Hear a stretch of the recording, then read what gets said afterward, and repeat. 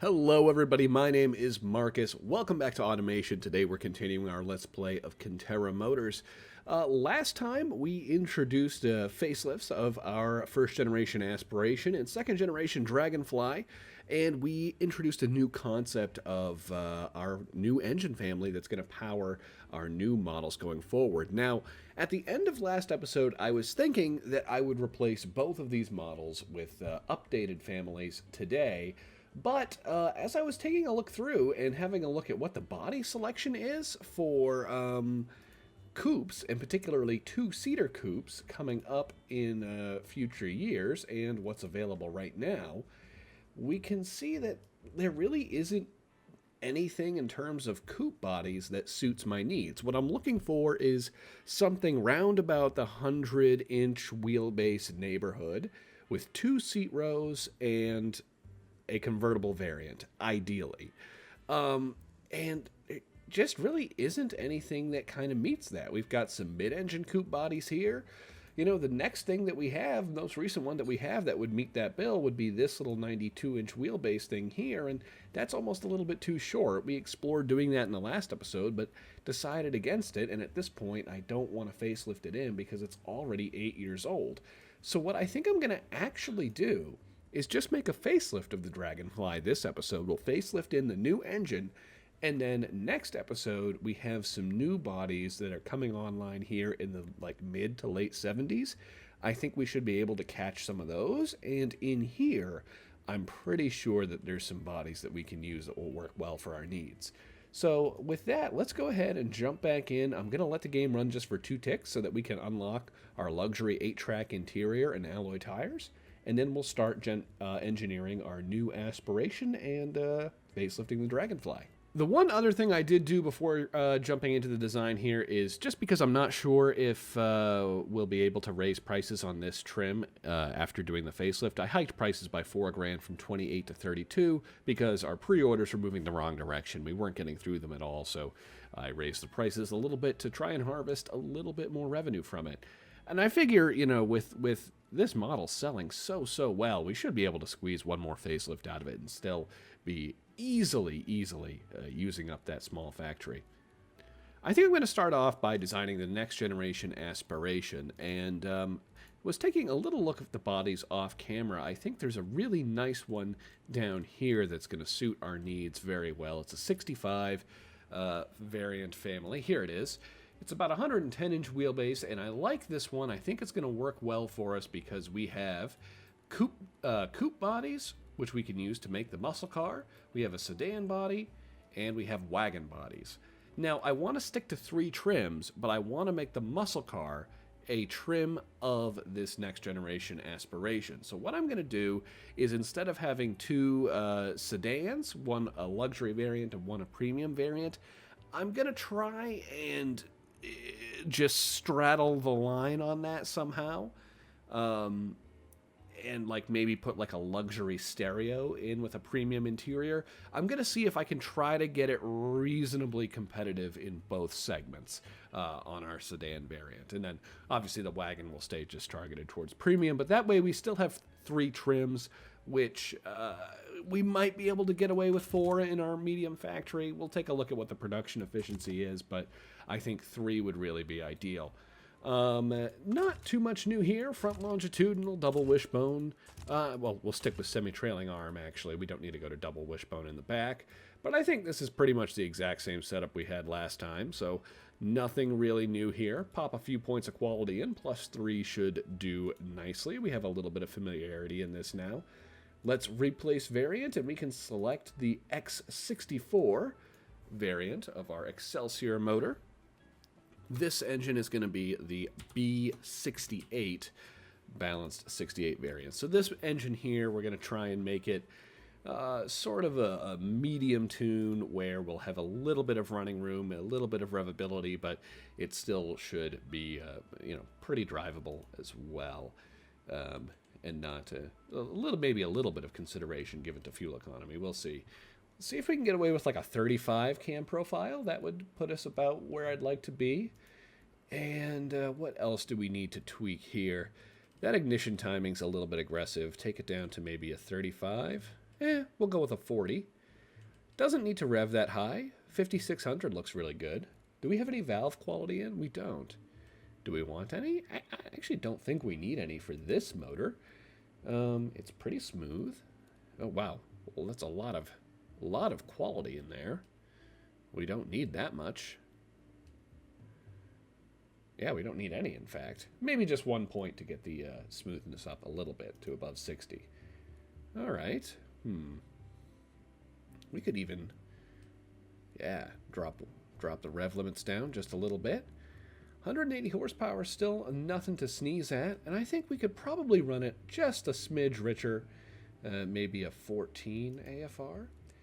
We'll have to start thinking a little bit about whether we want to do turbos or not. That's coming up in the mid-70s. We'll probably have that unlocked by the time we want to do our next facelift. I think I'll put the tech pool in to unlock it by our next facelift, regardless of what we decide we want to do. We are facelifting the MFI, so I think we can afford to pop maybe 2 points of quality in, up our reliability a little bit, and maybe let us steal one more tenth of compression there. 194 horsepower, that's nice. All right, I think this tune is looking pretty good. Maybe a point of exhaust quality. Let's take a look. Do we have any bottlenecks here? Yeah, maybe the exhaust should be a little bit smaller. Yeah, just a little bit smaller. Dual 2-inch exhausts, that should work really, really well. All right, great. 193 horsepower. That's a nice motor, and that's pretty powerful for the time. Oh, we put ITBs on this concept, didn't we? Huh.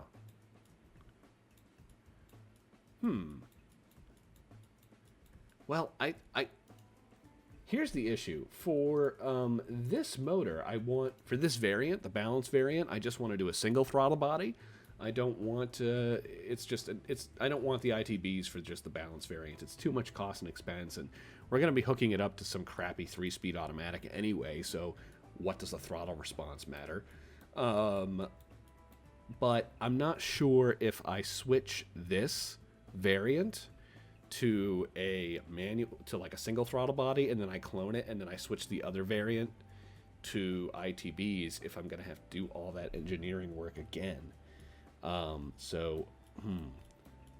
What to do? I think what I'll do is maybe I'll make this the sport variant, and then I'll clone it, and then I'll make the clone the balanced variant. And that way, just to be safe, we should be able to keep any benefit that we have. I'll just have to do that right away and then switch the variant, because we are in the design of the Aspiration, which I want to use the balanced version. 6,000 RPM redline would be really nice to achieve for the sport model. We'll use a couple of points of valve train quality. We don't need too much to get up to where we want to be. We can even raise the rev limit just a tiny bit higher. More aggressive ignition timing, and let's just dump a lot of fuel into it. Yeah, that looks really good. Oh wow, we're making a lot of power. 230 horsepower. That is pretty darn good for that day. And then of course we can grab more compression too. Do I want lightweight forged? Yes, I think I do. Okay, yeah, that looks excellent. Nope, the exhausts are just a little bit tight. We'll loosen those up, let the engine breathe a little bit better, and then, yeah, I think that looks darn good. Maybe we want even one more point of... Will it breathe? No, that's a valve quality thing. Let's put one more point of valve train quality in, and that really, really gets us breathing nicely up here in the higher RPMs. This is a nice looking engine. Wow, almost 250 horsepower now. That should be plenty. I think that's honestly enough. We're going to kind of struggle to handle much more than that at this point. This should be a really nice motor to drive, I think. Let's give it a quick listen. Oh, yeah. Sounds very good. Especially at the higher RPMs. It's not the most reliable thing in the world, but that's okay. Our demographics don't care too much about that. And we can compensate for that somewhat with the slider. What I really like about it is that the weight is actually pretty modest for an engine of this displacement. Like, that's very happy with that. We're going to have a very nice power density here. Okay. Now, before we get into the trims, remember this was the sport variant that we actually don't want to use. So what I'll do, I'm going to clone it, and then we'll make the B68 clone. This, of course, is the actual B68. I'll go back and fix the names afterwards. Okay, so for this one, what I want is the cam profile of 35. We'll take the compression down to 8.5 for now, just while we optimize everything else. Single intake, standard. We don't need any of the fancy stuff. We don't need it to rev that high. We wanted 1 point of quality in there, that's right. But we can take, I think, probably all but 1 point out of the valve train quality at least. And then, yeah, rev it to 5600. That looks good. Ignition timing down at 40. Run it a little bit leaner. I think we'll take it up to a 13.5. I still want to make good power out of this engine as well. And economy is not that important for us. And then we'll just round out the rest with compression. Take up the slack. And we have just shy of 200 horsepower. I wonder if maybe we can, well, actually, adjusting the exhaust makes that slightly lower, but still, 200 horsepower flat, I'll take that. That's a nice, and with a very nice torque curve too. Like, this engine really gets on power, like, gets on the torque, like, right here around 2,000 RPM, and just sort of rides nice and flat, right up to about 4,000, and that should make a nice motor, just a nice amount of torque and usable range. That should be good. All right, now with our engine sorted, we're going to move on to designing the trim. Now, I think I'm going to start with the sedan because that's still the variant with which we sell the most volume and make the most money, so that's the most commercially important. So it makes sense to base all the other cars off of that. We're going to just flare out those fenders a little bit. This is a nice big body. I think this is going to make for a good, like, big, comfortable sedan. That's exactly what we're going for. Okay, yeah, that looks nice. We can adjust these doors a little bit. That should be a good shape. Lots of big, you know, cargo passenger box in there. All right, we'll come back, do the design afterwards, as always. Sticking with rear-wheel drive for now. 3-speed automatic, of course. Nothing new here, and we'll just make the adjustments.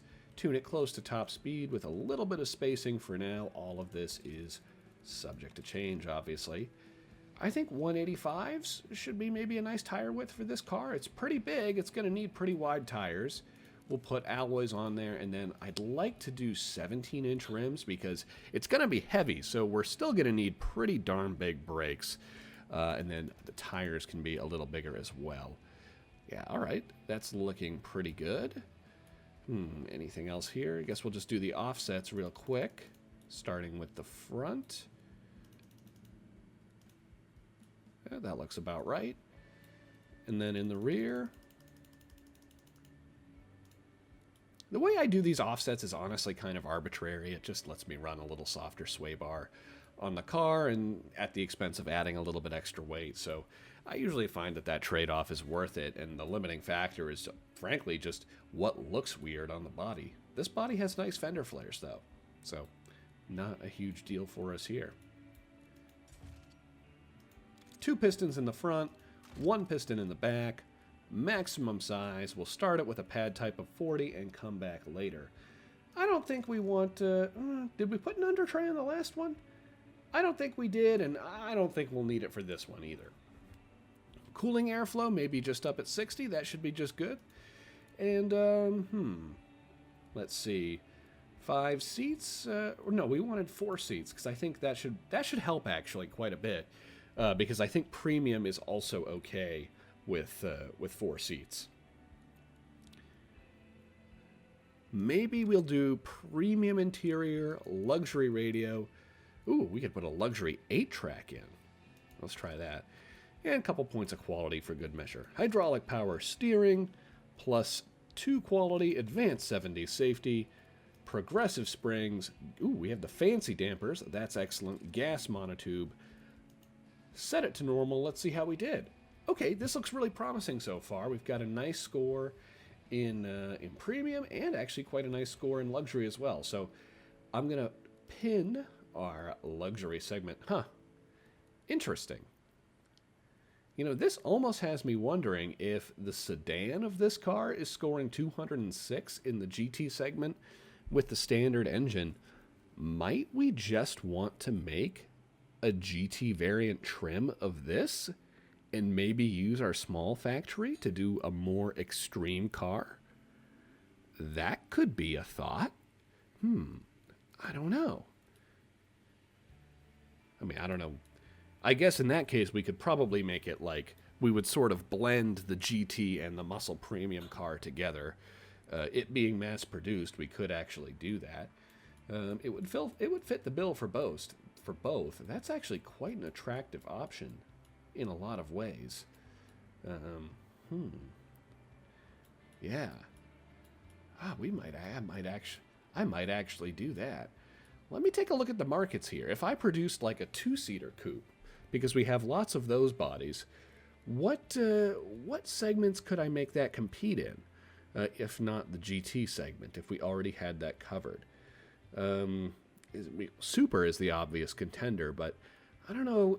I'd want to target one more besides that. If we found a convertible version of it, we could have a two-seater supercar and then a convertible supercar, and together, that could probably take up the factory.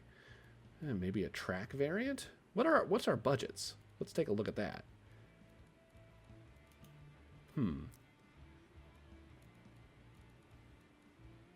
Wow, these are really high budgets. Oh, man. Well, if we sell it for under $35K, we might be able to make like a track premium version of it. I don't know. That's a tough one. Well, in any case, let's finish making our trims of the Aspiration. And I'm going to tune it as a muscle premium car for now, the coupe variant of this. And we'll take a look at the market competitiveness of it. And then I'll take a look at the bodies that are available for coupes again right now and have a little bit of a think about what we want to do in that direction. I don't know yet. But let's walk through this. Let's start back at the gearing. We definitely want to have taller gearing because we're having some wheel spin issues. Got to tame that mighty V8. And slightly wider spacing couldn't hurt. Neither could 1 point of quality. I think we want to put a couple points of body quality into. Okay, that's looking nice. The wheels, oh wow. Only 0.83 Gs, but I guess that's adequate. I don't want to add more grip because we're already kind of oversteery. I think where we're at there is good. Braking actually looks almost perfect without any adjustments at all. I wonder if maybe we can just go a little bit softer on our pad type. Yeah, we can. And the fade is still totally acceptable, and those are nice, soft pads, so that's perfect. Aerodynamics are looking okay as well. Let's fiddle with seating configurations here for a moment.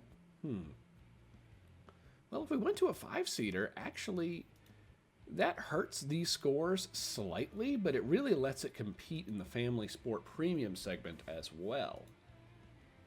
Well, actually, it competes okay in that just fine anyway, so I guess that we'll go with the 4 seats. I'd rather be more competitive in these segments because they're higher margins, and I think that, I think we're going to be limited by the capacity of our factory, not by the competitiveness of our trims. That's a very confident position, but I think it's the truth. Well, to go for... Actually, I don't want stiffer dampers, do I? I want softer springs that are just slightly overdamped. That looks good. And we can... let's take a look at the ride height. I think it could ride a little bit higher, actually. 13.5. That looks good. Maybe we'll pop a point of quality in there.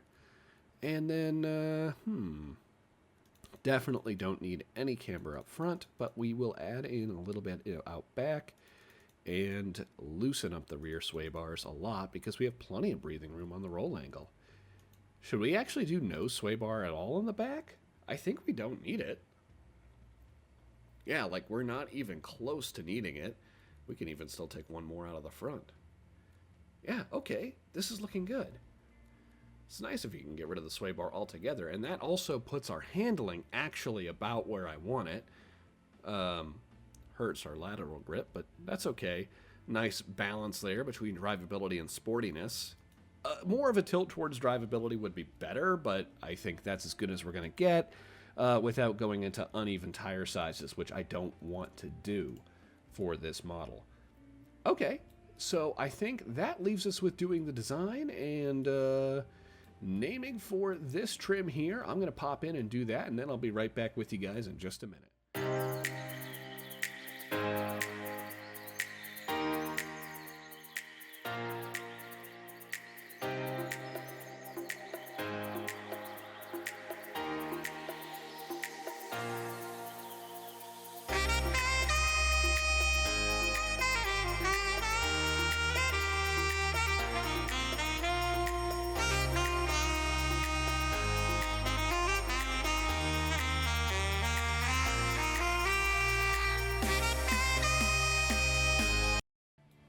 All right, here's what we're going with for the completed design of the second generation Aspiration.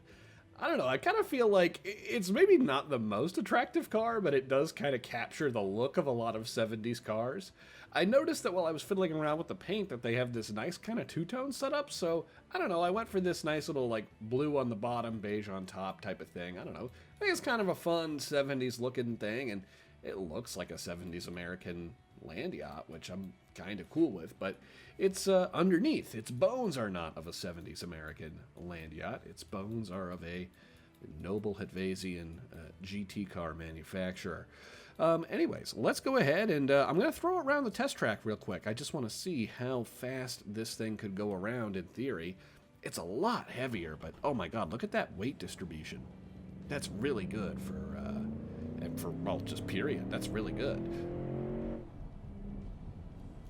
How fast? 246. Okay, not that fast, but doing great in both of the markets that I really want to. So, perfect. All right. Let's real quick go in here. I'm going to make a wagon version of it, and then we'll do the muscle car. We'll select this one with the windows all the way down, and we'll just make it a little bit shorter. We don't need quite such a large rear end. Ooh, I'm probably going to want to fiddle with these fixtures here real quick. We might be able to get away with maybe this goes up here, this goes up here, that goes down there.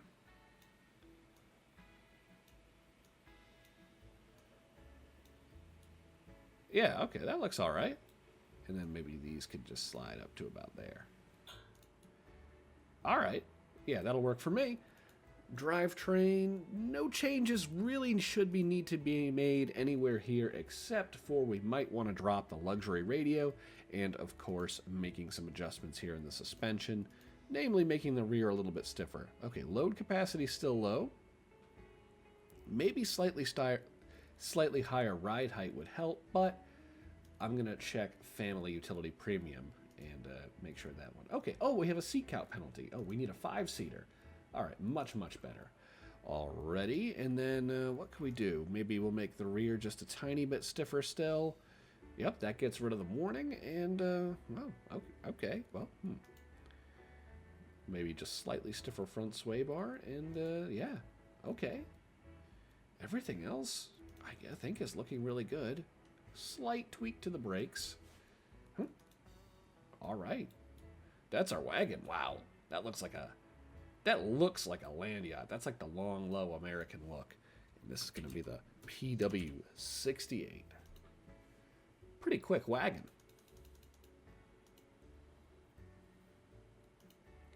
Actually, we're not going to clone the wagon. We're going to clone the sedan. And then the first thing that I'm going to do is I'm going to switch it over to the coupe body.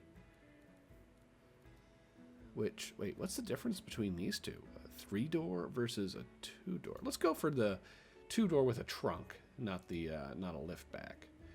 Any morphs? Well, maybe we'll make that lean back a little bit more. I don't really need any changes there. All right. Now, let's go target our muscle premium segment. Oh, wow. Low sportiness penalty. We'll have to fix that. I think we can, though. Maybe this is where we would want like a manual transmission. 4-speed is probably nice. Maybe even a 5-speed. Yeah, they like the 5-speed. And then we could go for sports compound tires to give a little bit more grip. Does that help? Yes, it does. And then slightly wider as well to reduce wheel spin and allow us to have shorter gearing for higher tops, or for better acceleration, rather. Okay, 7.5 seconds. That is darn quick. Now, I don't know. Would an auto locker help? Like, historically, I think that a muscle car would have been an ideal candidate for an auto locker, but I don't know. They usually were added as like aftermarkets. I don't think too many muscle cars came from the factory with true auto lockers. Like, they had posi traction rear ends, but those were clutch type like LSDs, limited slip diffs. I don't think those are in automation yet. Well, I know they're not. We could make this even lower gearing with even more wheel spin for even better acceleration. Although it doesn't really seem to help the score, but it does help the sportiness. So we'll do it. And our wheel spin is still under control. Okay. The brakes are suffering from a little bit of fade, so I'm going to adjust those to a slightly more aggressive pad type. The aerodynamics we can probably just leave. The interior, I'm going to take it down to just being premium. Actually, maybe I won't take it down to just being premium, because it looks like the luxury 8-track is actually affordable, and this car is so competitive in the GT segment. Oh my god. Without any changes at all. It's almost making it hard for me to justify keeping a GT car in production in the other factory. It's like so competitive there, but I don't know. Maybe we still will. And then for suspension, on this one, we can actually go a little bit stiffer. I still want it to be relatively comfortable in the spirit of a muscle car. It's not really supposed to be like a super hardcore sports car. It should be comfortable as well. But, it still should be a little bit stiffer with more body control than what we have for the luxury or premium cars. And then what should we do here? And actually, the tuning on the suspension is looking really nice. The only thing is I may want to put in just slightly stiffer sway bars in the front. We're tilted slightly towards the sportiness category, which is fine for a muscle car. And that should actually... That actually might take care of us. I don't think we need to make any changes here. We still want power steering and all that. That's very nice. Let's go look at our markets. And we're a little bit pricey, but if we could sell it affordably enough, like it could be even upscale as a muscle car, because we're doing great in terms of affordability in the muscle premium segment. Although this is, of course, before any of our factory tooling or anything like that is factored in, so that's going to change a little bit. Let's throw this one around the test track. I bet this one's going to be a little bit faster with that 5-speed manual. This should actually be a pretty quick car.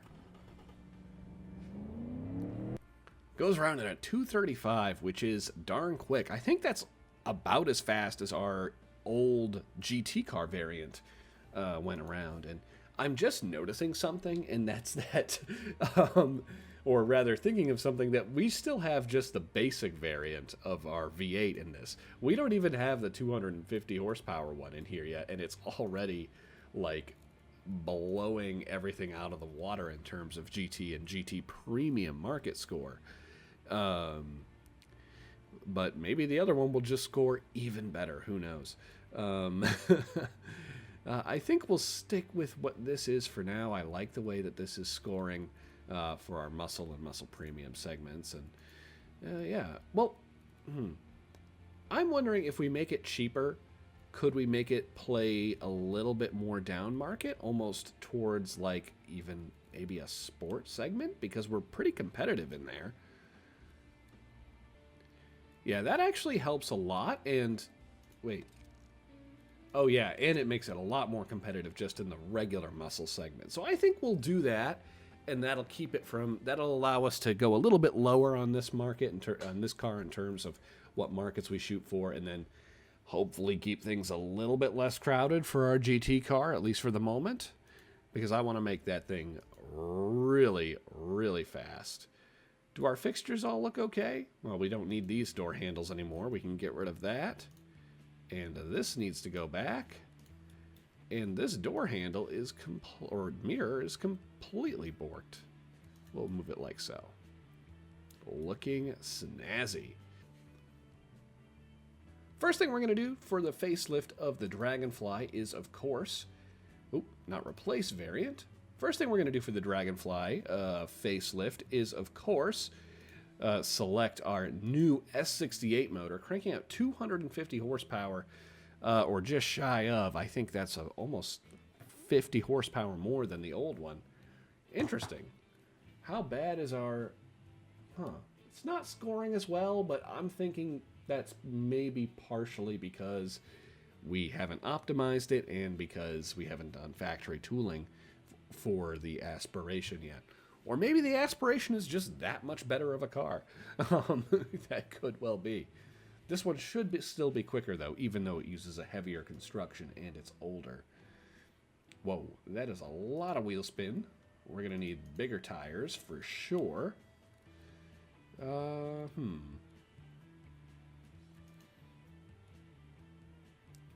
Tighter spacing, I think, is the trick here. I don't really want taller gearing.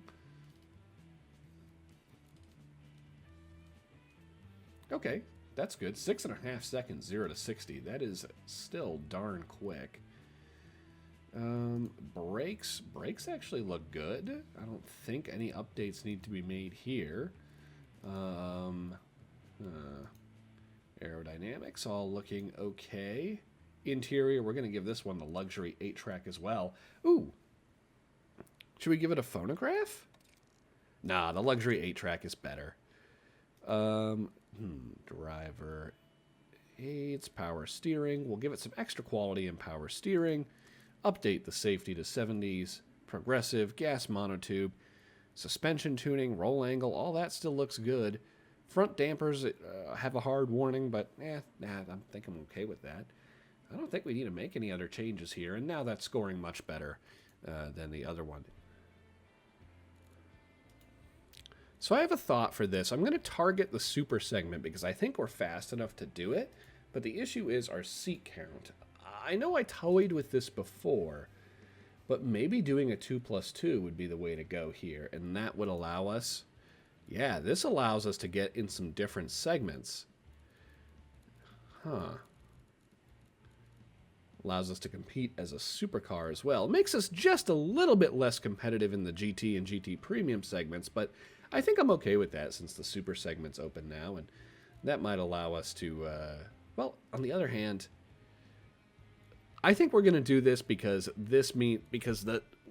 we have two cars right now essentially competing for the GT segment, and so I want each of them to have segments aside from that they can compete for. So for the Aspiration variant, it's going to be muscle premium and plus some sort of trims on the low end, and competes in the GT segment on the high side. The Dragonfly really is still a GT car, but it can also sell in the super and that maybe the hyper segment eventually. Maybe that's the direction that we take. Okay. For the convertible, very, very similar story. Just going to drop in that S68 motor. Adjust our gearing so that we don't have horrible, horrible wheel spin. Make the wheels slightly larger.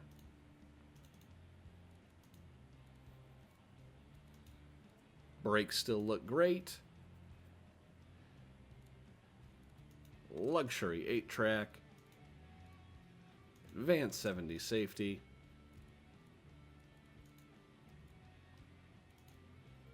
And no upgrades needed for the suspension.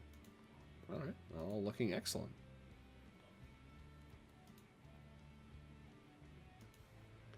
Okay, yeah, everything looks good. I think I popped one more point of interior quality into the sedan just to make it slightly more competitive, but no major changes. We'll take a look at our factory tooling. Anything that we need here? Not really. No, I think this factory is good. It's already as big as it can be, so no expansion can be done. It's going to produce all 3 trims. Yeah, and we're getting about 95% production efficiency. And so on our current model, we're taking up the entire factory, so I don't really want to introduce another trim to have lower production efficiency when I am already using up all my capacity.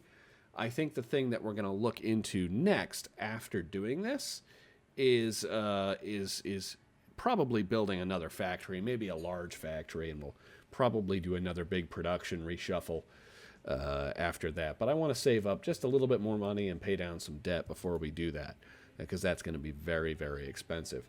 We can up our QA threshold a little bit, and I think I want to put just a little bit more money into tooling quality. Everything else is looking good. 40 automation is still nice, especially as seeing as engineering time is a constraint. All right, 105 months. That's scary, but we can jam funding up because we're making a lot of money. Tooling, take it down to 40. Process, we can skimp on that too. If we peg it at 25 and go from there, how do we look? 73 months. Okay, this is reasonable. So this leads me to believe that maybe I can drop a little bit out of pressure, gain some more familiarity, put a little bit more in reliability, and target like an 84-month engineering time. What's that, 6 years? No, 7 years. My bad. Yeah, 7 years. Which would mean that this car would launch in 1975, which I think would be just about perfect. Our current model will still keep selling competitively until then, I think. Let's do the engine project. This one might take a while, and it's going to be expensive because we're going to have to buy aluminum factories for aluminum foundries for all of these factories. Or maybe we'll just buy it for these two, and maybe we'll just idle the small factory for now. I don't know. We'll see. All right, check the aluminum foundry box. How much does that cost? It costs like 80 million. All right, that's actually not that horrible. Oh, it also needs a Forge Works as well. Almost forgot about that. Okay, 120 million per factory. Actually, I think we can swing that. It's going to be expensive, but it's a one-time investment, so well, I think it'll pay off eventually. Okay, automation of 40. Let's see if we can design the engine to that.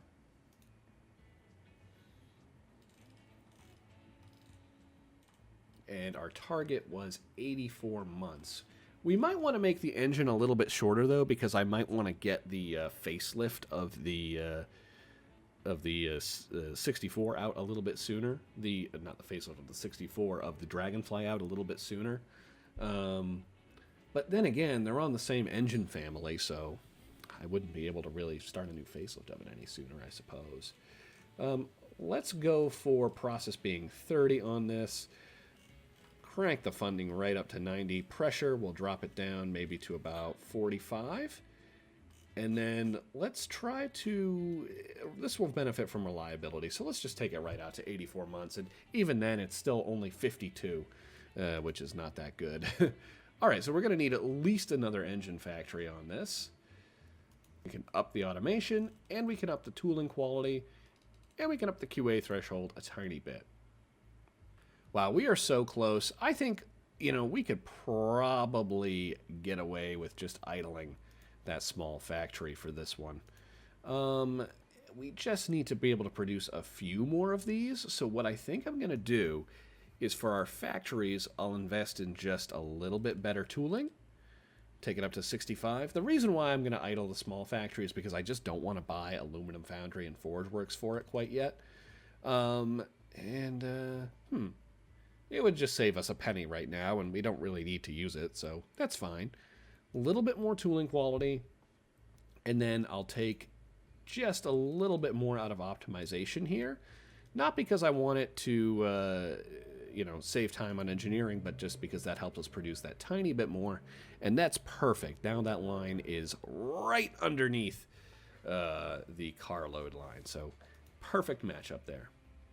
All right, time to do some pricing. So looks like here we've got premium sedan, costs us about 23 grand to make, and the premium budget is 28 grand. So we can't take too much of a margin on these up front. Let's try selling it for 26K. We'll make About $3 grand a pop on it. That's not that good, actually. This one is only, oh my god, this is budget for this one is only 20K flat. Huh, but we're still selling a lot of it in the forecaster, so we'll also sell this one for 26K. And then this one, we can make a lot of money on it. Let's sell it for slightly cheaper. We'll sell it for 24. I wonder if I shouldn't take just a tiny bit more margin on these. I'm going to start it with a 27K, 27K, and then 24.5K. Muscle car is by far the most profitable one here. I think it's because maybe it's, I don't know why these are so much more expensive. Okay. Now let's do the engineering for the Dragonfly Mark III. The 68 models. It's still going to be produced in the small factory for now. I'm actually going to try taking the automation up to 30 and the tooling quality up to 65 and QA threshold up a little bit as well. It'd be nice if we could produce just a few more of these. Engineering management. Wow, it's already pretty darn long. I want to take some out of optimization, put some into tooling. We can relax the pressure way, way down, crank reliability way up, and then just grab the rest out of funding. Perfect. 84 months. Balanced.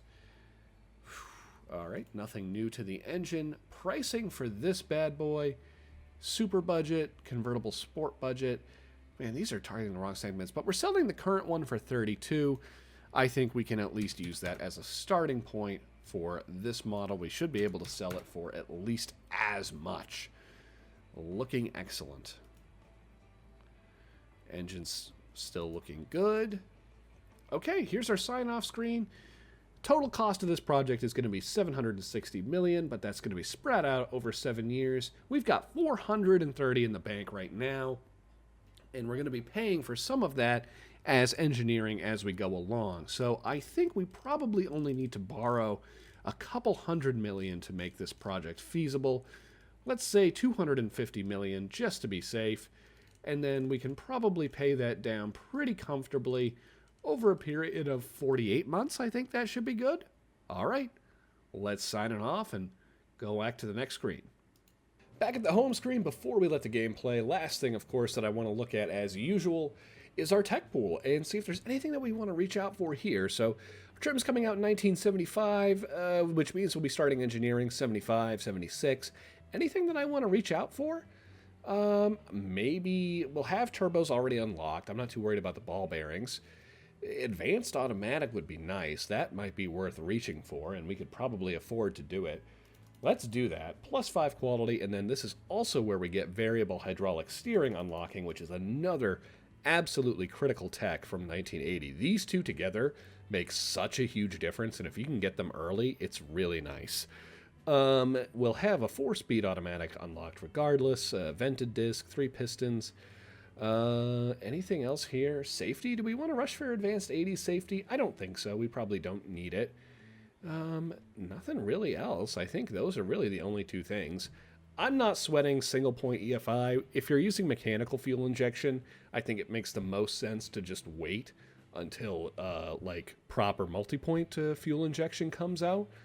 If you're using carburetors, then using this as an intermediary can be nice. But I think that's all we want to do. The only other thing would maybe be to take a look at these bodies and see. This 75 body is my sort of obvious candidate. It doesn't have a convertible, but I think that might be okay. What other options might we have? Well, there's this one here. Is there a coupe body? Nope. What about in this big pool of 78 bodies? Here's a nice 106-inch wheelbase one. Is there a coupe of this one? No. Do we have any coupes here that are 2-seaters with convertible variants? Could this be the job right here? Yep. Nope. Only 1 seat row. I need 2 rows of seats. Do we have something from here, from 1980 we could use? Because I could probably reach out that far. Oh, the convertible of that would work. Okay, these 1980 bodies could actually could actually be the ticket for us. That might be the thing that we use. Those would work for us, and they're about the right size, and they have the bodies that I'm looking for. So we'll rush for those body techs as well. We'll put 5 points of quality into body tech. We're going to have big R&D costs, but that's okay. We're pretty profitable, and money that you don't invest, we just wind up spending as taxes anyway. And with that, I guess we'll just throw a little bit more into marketing. I'm going to put one more click of prestige marketing in each of our 3 main countries, and then we'll hit play and let the game run until those models go on sale.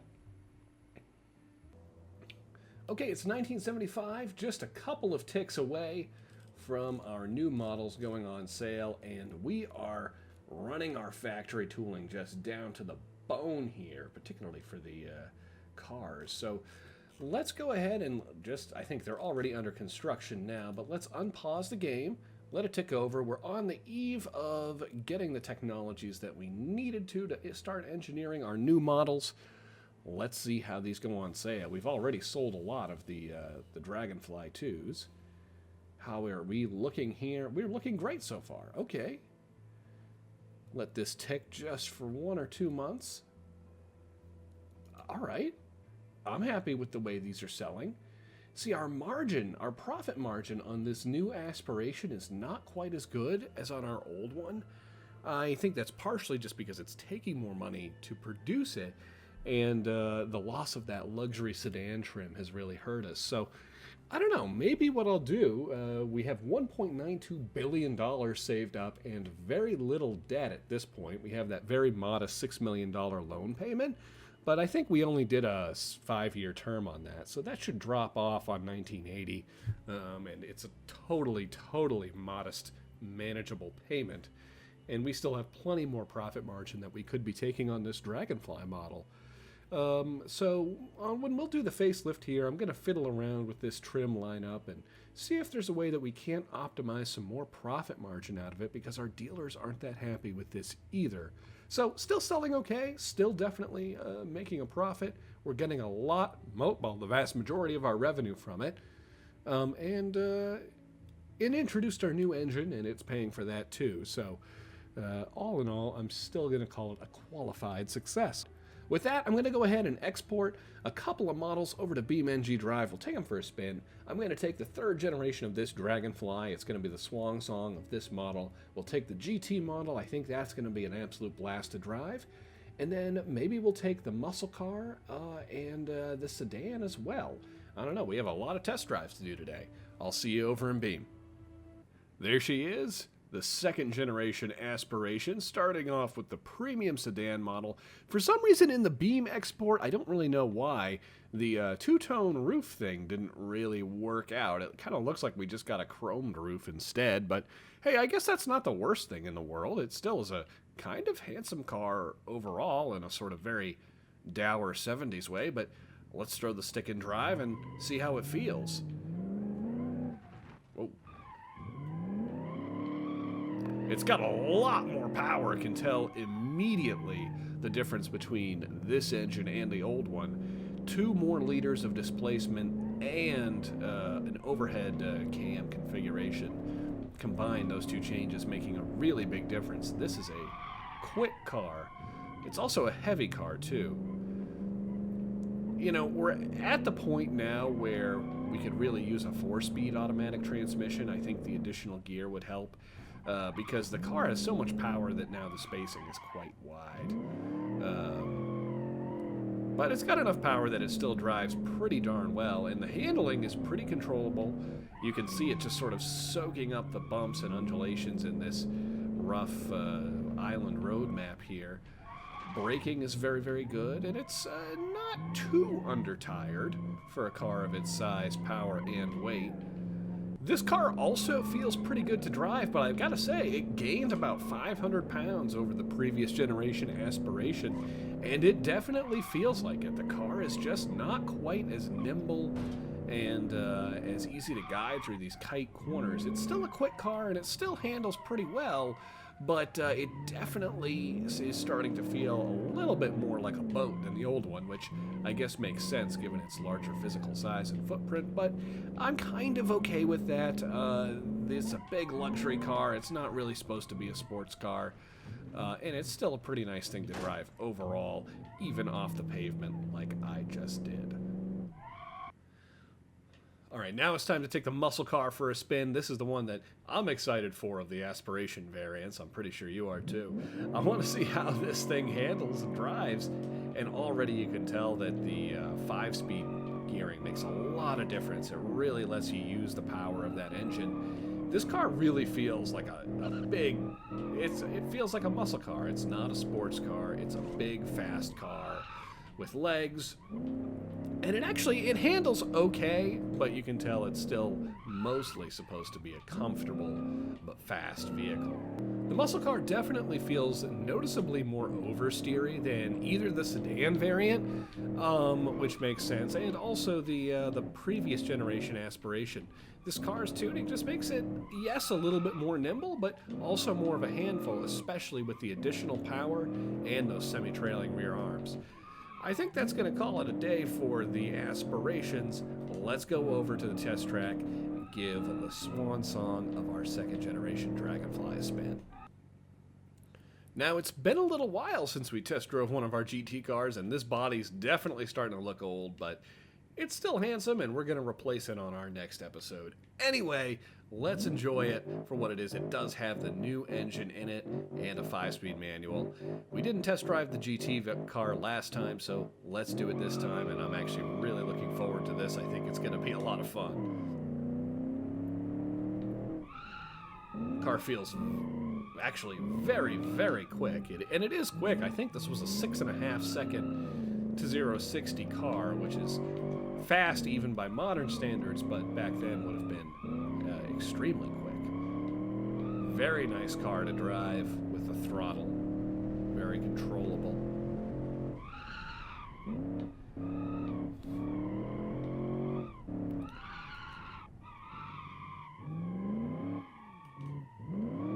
Oh, this is very, very nice. It's just got a nice balance of controllability, tameness, and also sportiness and ability to kick the tail out on command, but in a way that is controllable. Oh, that is nice.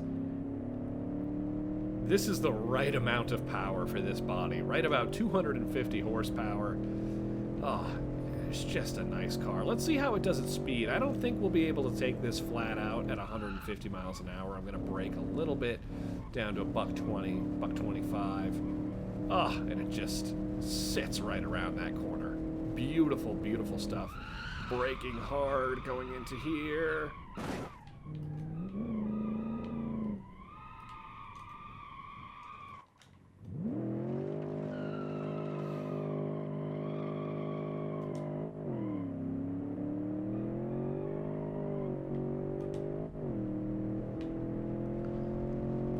I'm really, really enjoying driving this car.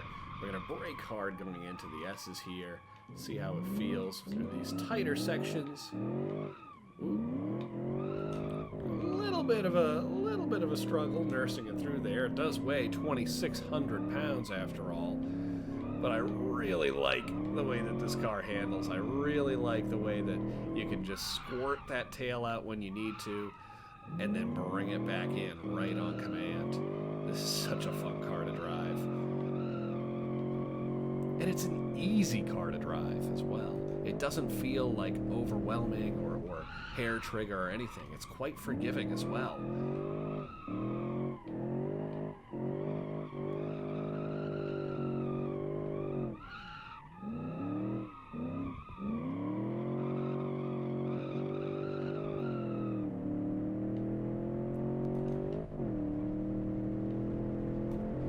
And of course it stops excellently.